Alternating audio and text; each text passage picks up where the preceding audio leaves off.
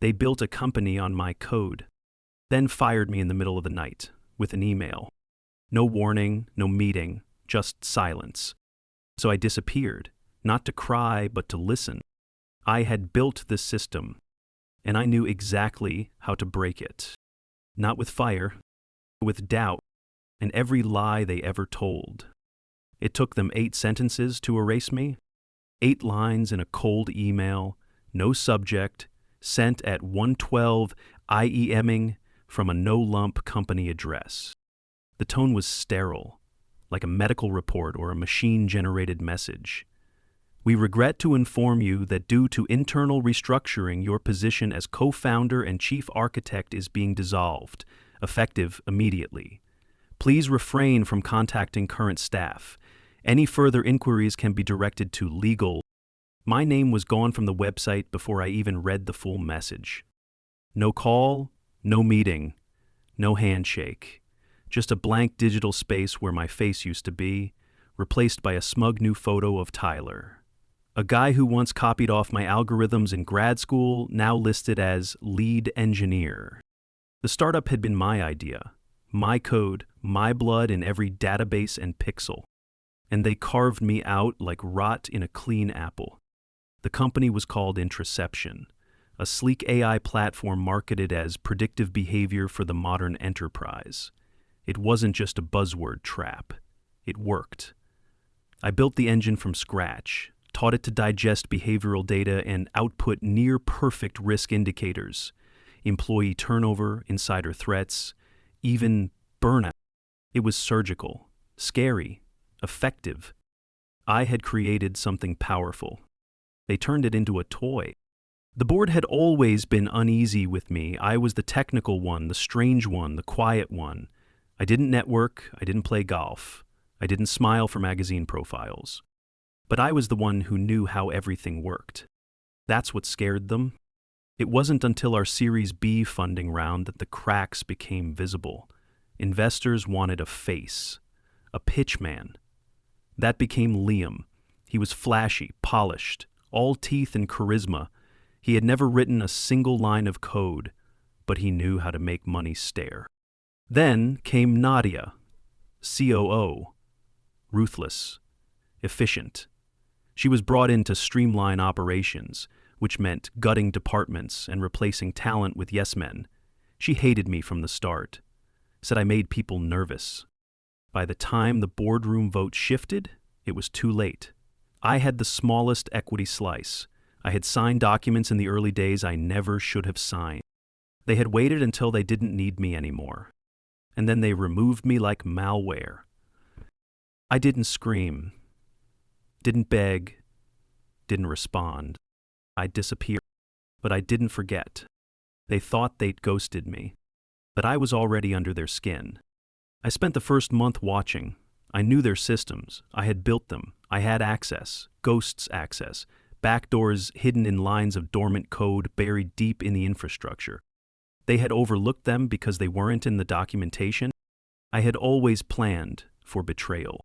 I monitored internal messages, Slack threads, email digests. I knew who they trusted, who they whispered about, what scared them. I didn't strike immediately. I planted. The first seed was in HR, a performance flag buried in a quarterly report. It suggested that Nadia had missed a disclosure requirement for a former employer. It wasn't outright false, it just made her look sloppy. Next came Liam. I fabricated a data discrepancy in a pitch deck he sent to investors, a single number inflated, a single graph edited, enough to raise questions about the integrity of their growth metrics. Then, Tyler, I leaked a set of logs that made it look like he had cloned parts of the algorithm from an open-source project and tried to pass them off as his own. All anonymous, all traceable just enough to seem real. And I waited. Doubt spread like smoke. They started watching each other. Questions turned into accusations, Slack channels filled with passive-aggressive exchanges, private emails were forwarded. Trust evaporated. But I wasn't done. I had something bigger. A copy of the original AI engine, the version before they added all their market-friendly filters and investor-friendly fluff. the pure one, the dangerous one. It predicted patterns so well it scared even me. It could sniff out betrayal before it happened, break a team before the team knew they were breaking. I deployed it quietly, let it feed on their own internal data. It flagged everyone: Nadia's stress spikes, Liam's shift in tone, Tyler's withdrawal from team discussions. The system predicted a total implosion within 6 months. I made it happen in 3, and not one of them saw me coming. By the second month, Intraception looked solid on the outside. Investors still smiled on earnings calls. The product was still praised in tech journals. But beneath the polish, it was rotting. The trust fractures I planted had widened into chasms. Liam, always the charming frontman, had started micromanaging every public document. He no longer trusted the team to build presentations or speak with clients. He'd call late-night meetings demanding to know who had changed one bullet point on a slide. He thought someone was sabotaging him. He was right. He just didn't know who. Meanwhile, Nadia was unraveling in the background. The HR leak I seeded had taken root. Whispers of compliance issues and missing disclosures circled her reputation. She fired 2 mid-level managers in a single week, claiming breaches of protocol. One of them had been her closest ally during restructuring. The other was just collateral. Tyler tried to stay out of it, but he was a coward.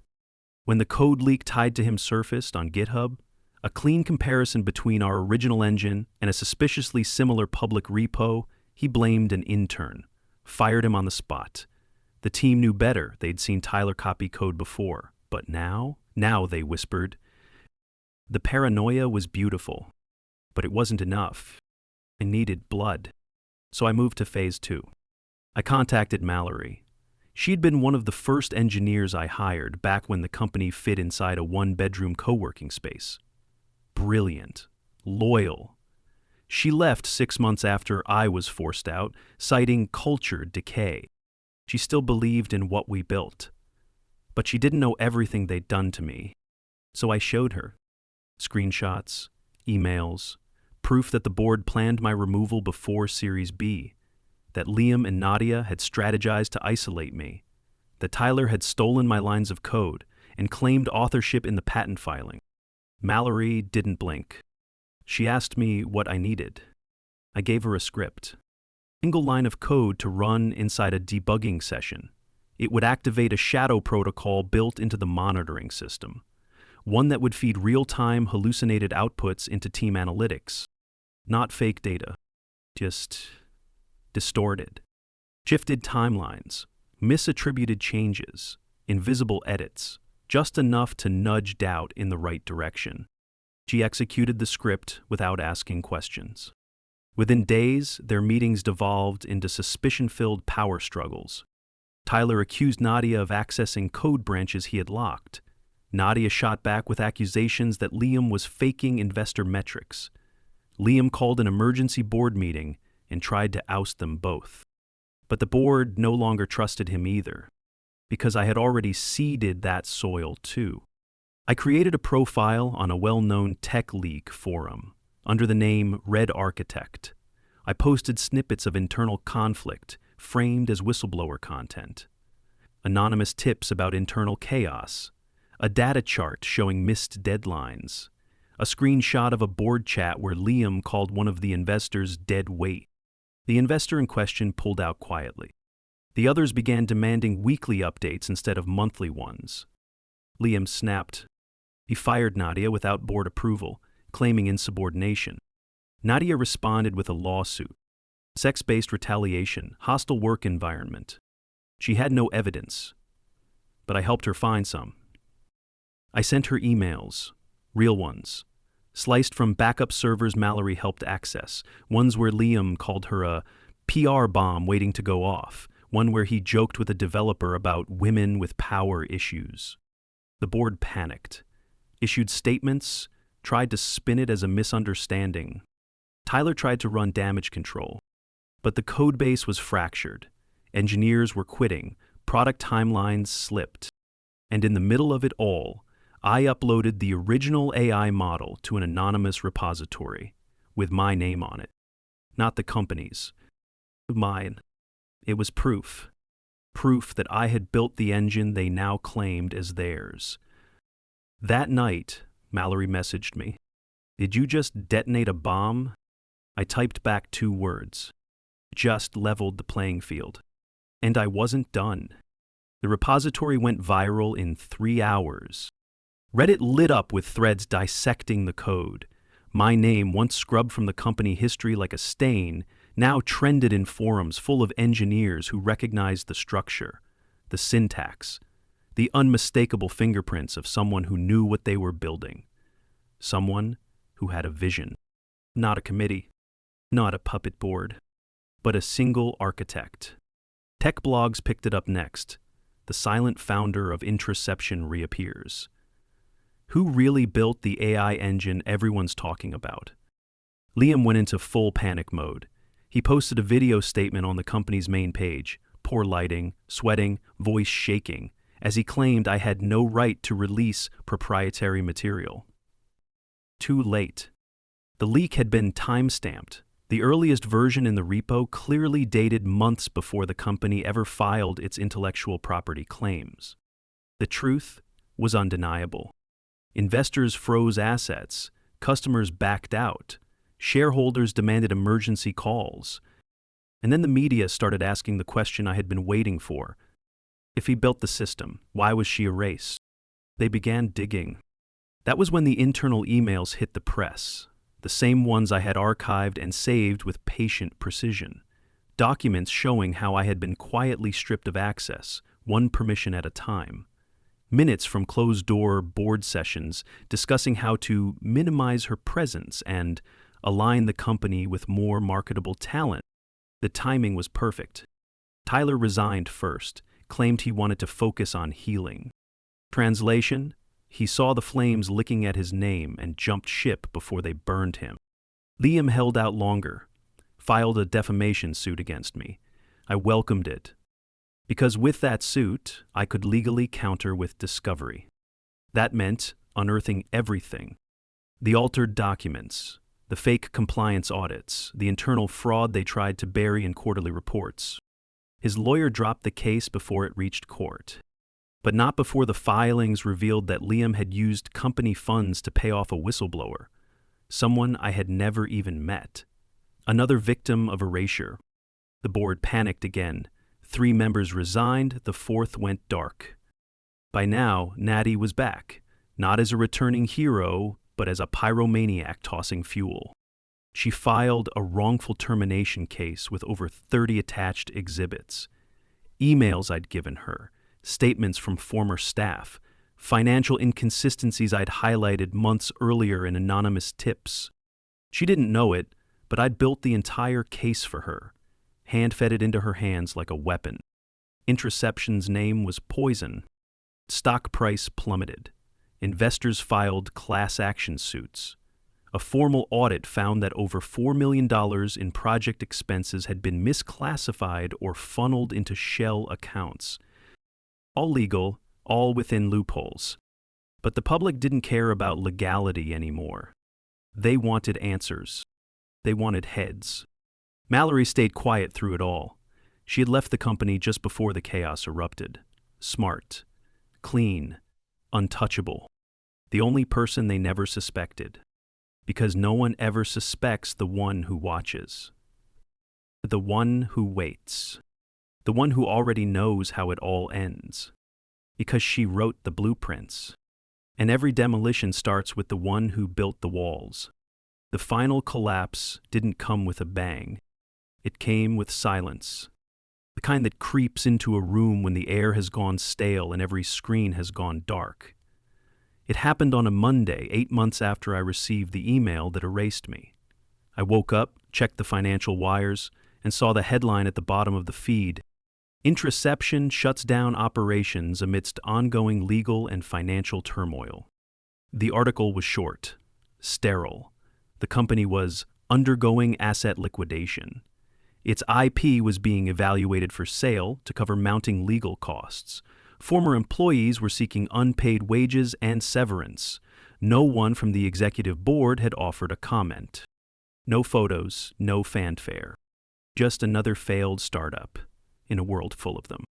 But this one was mine, and I had written its obituary long before the last check bounced. Liam had vanished. His social profiles were deleted. His last known address in San Francisco was up for rent. Rumors circled in closed forums that he'd fled to Arizona under another name, looking for seed money for a new AI vision. No one was buying it. Tyler landed a contracting job at a second-tier cybersecurity firm. No team, no authority, no credits. He stopped listing Intraception on his resume. Nadia tried to pivot to consulting, launched a firm that promised ethical tech scaling. I leaked 2 emails from her Intraception days where she mocked diversity hires and called transparency a losing strategy. Her site went down within a week. The only one who thrived was Mallory. She joined a fast-growing AI ethics startup, clean, funded, respected. She never mentioned Intraception. She didn't need to. Her code spoke for itself. Because I had given her the real engine, the one no one else ever got to see. The press eventually moved on. The scandal had burned bright and fast, but the cycle devours everything eventually. By winter, no one was talking about Intraception anymore, but they remembered me, not as a victim, not as a casualty, as the architect, the woman who dismantled a company from the inside without lifting a single hand in public. They called me ruthless. They called me brilliant. They never called me wrong. I rented a cabin far from the city once the dust settled. No screens, no noise, just snow and trees and air that didn't buzz with desperation. I stayed for a week, then packed everything up and returned to the silence of my small downtown loft. There were no parties, no celebrations, just one final act. I logged into the server I had built from the bones of the original AI, the clean, untainted version, the one I'd protected. It was quiet, but stable. I fed it the last set of reports I had archived. Employee morale curves, legal risk profiles, patterned social trust analytics, all the ghost data I'd used to unravel a company that thought it could kill its creator. The system produced a final report. Risk forecast, total collapse, achieved. I deleted the logs, wiped the backups. And then, for the first time in a year, I stepped outside without looking over my shoulder. They had replaced me overnight, but I made them replace each other piece by piece until they didn't even recognize the thing they had become. And I never had to raise my voice, because revenge doesn't always roar. Sometimes it whispers in the wires. Sometimes it watches in the dark. And sometimes it just walks away, whole, unapologetic, and untouchable.